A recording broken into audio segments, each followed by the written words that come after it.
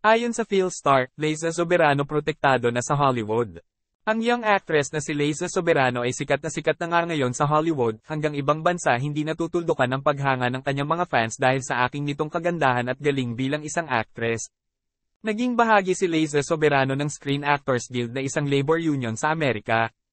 Isa ang aktres sa mga nagbida sa Hollywood film na Lisa Frankenstein kaya napabilang sa naturang unyon. It basically means that you're part of the union, and the union acts like an agency that protects actors in all shapes and forms. It just means you have a community of people that are constantly there to help push you and find different opportunities, ang sabi pa ni Liza. Isang malaking karangalan para sa aktres na makasama sa ginanap na Screen Actors Guild Awards sa Shrine Auditorium at Expo Hall sa Los Angeles, California kamakailan. Nakahalubilo ni Liza ang ilan sa mga pinakasikat na Hollywood stars sa naturang event. I was really excited just to be like amongst such incredible talent and to like see everybody in the flesh. Meryl Streep was there, Anne Hathaway and Oprah, kwento ng dalaga.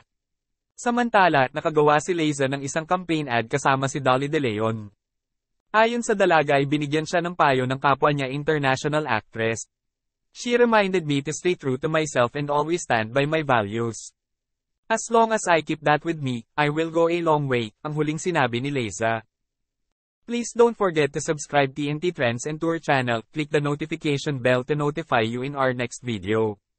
And please like and share and comment down below. Thank you for watching.